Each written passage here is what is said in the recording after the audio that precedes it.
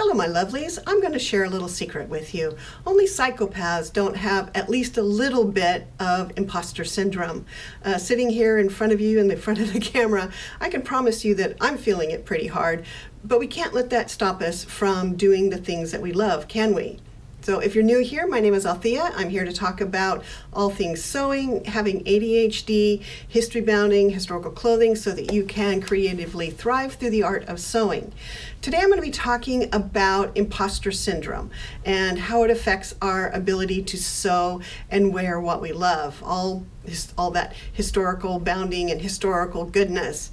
You deserve to wear the clothing that makes you sparkle and a wee bit giddy, and you absolutely deserve it.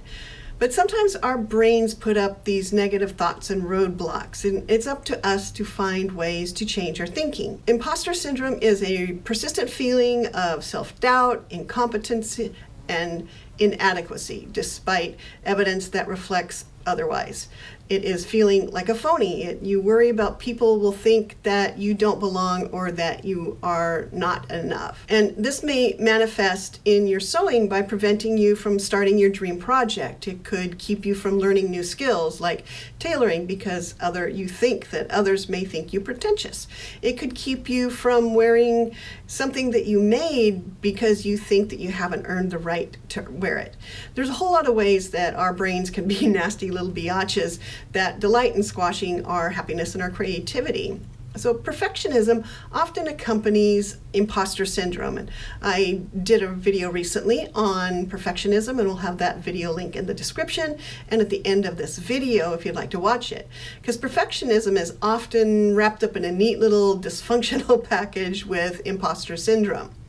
So perfectionism is that irrational need to control outcomes so that every little thing is exact and without error. But we know our brains tell us that life is imperfect and messy and chaotic, because we really need to embrace that mess because it really gives us life. When we let perfectionism control our sewing, it can lead to terminal procrastination and paralysis so bad that you don't ever complete a project. This mental hiccup can keep us from enjoying the clothes that we make because we know every single mistake in that garment. We put it there. I mean, anyone looking at you in those clothes will just see the beauty of the art that you created. They really don't care if the plaid matches perfectly. They really don't. I mean, do you see this vest that I made as part of my Forest Wanderer outfit I started last year? What do you think of it? It's not bad. It's fun, it's whimsical. I still need to finish the outfit, and we'll have a video out this fall when the weather is perfect for woolens and forest meanderings. But did you notice that I did the pattern stitching wrong? Or that I mistakenly put the fashion side of the wool on the inside of the garment? Because what you actually see is the wrong side of the fabric. Or did you notice that the pockets were a little bit crooked? Did you see the imperfections? Probably not. And if you did it really matter on how much, you enjoy the way something turns out? Nope, not even a little bit. Nothing is perfect, ever.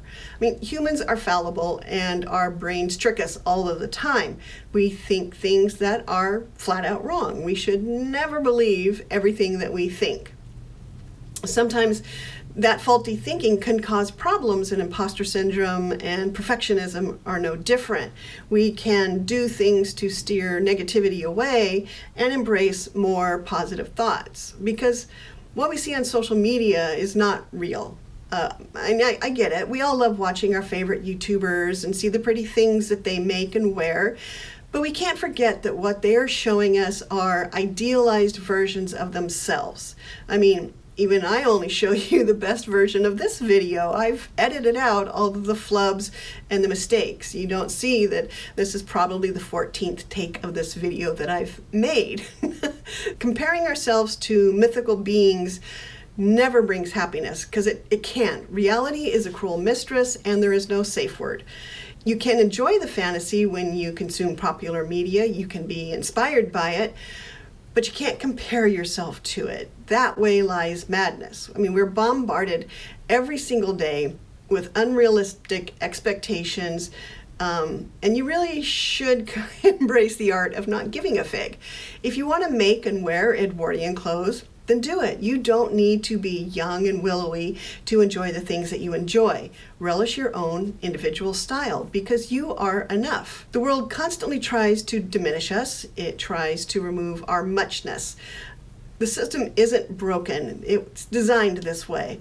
Loving yourself, accepting yourself as you are, is a radical form of resistance against a machine meant to grind us down into mud sills. So you are enough. You are more than enough. So expand into yourself and exist in your glorious imperfection and know that you can learn to sew anything you want. So if you want to do it, do it. Skill comes with time and skill comes with practice. So this is something that you can do. And so we need to change the way we think. Replacing negative with positive thinking. I know it's so very easy to say that, but harder to do, but it's worth doing. Start by putting positive message where you can see them. Find quotes and images that speak to you. Print them out where you can see them every day.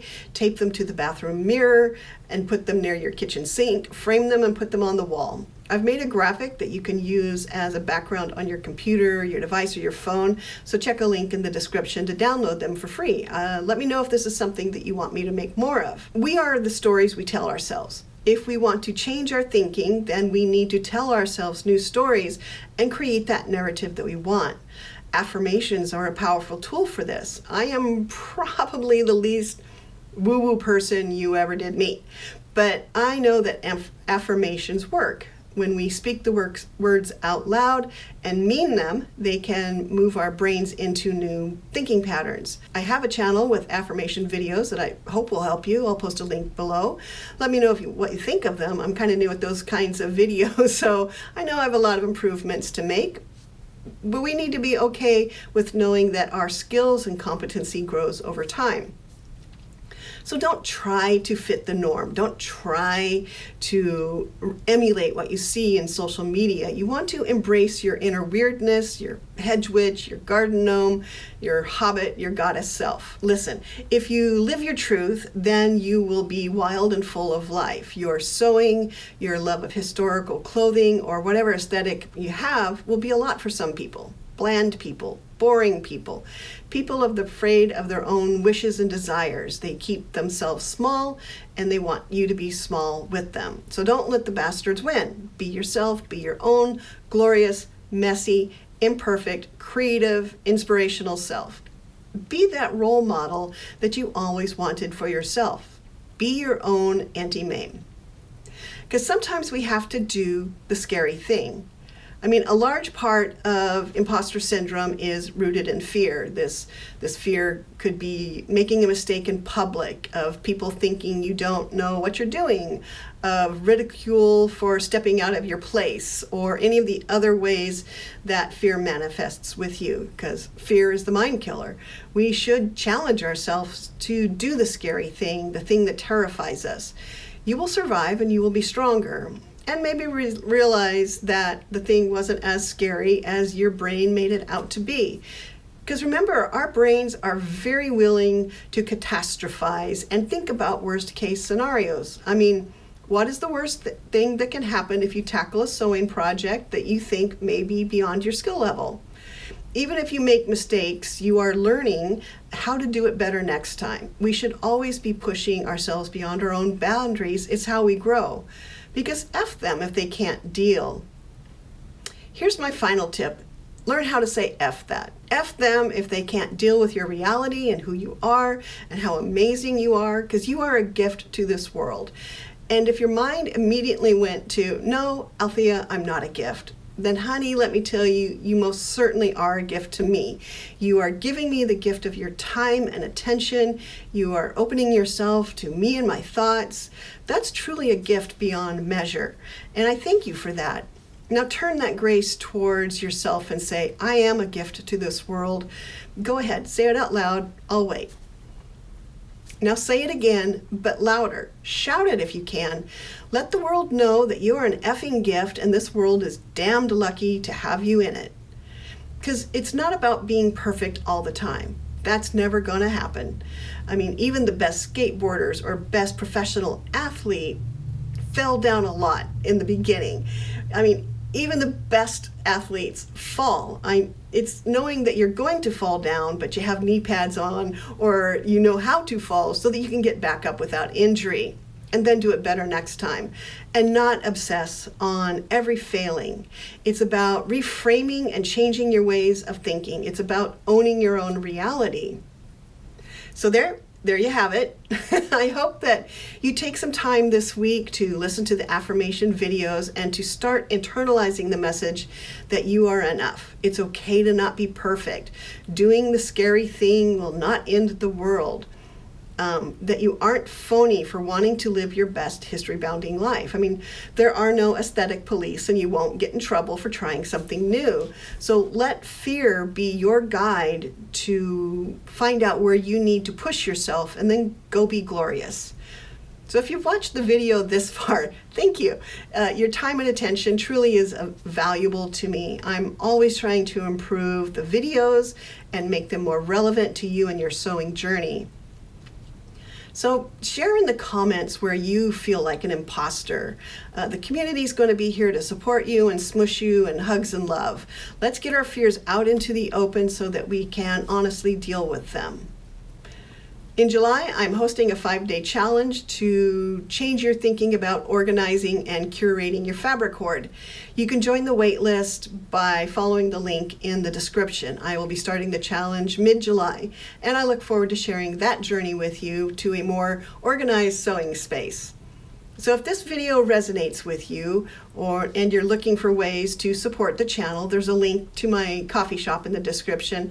There's a couple of other ways that you can support the channel if books and t-shirts are more your thing. Every little bit helps.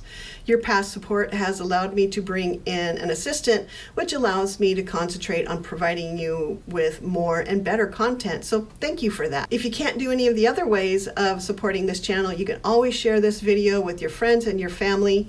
That really does help out a lot. So, and next time, get vaxxed, stay safe, and I bid you joy. Perfectionism is, oh, that's wrong.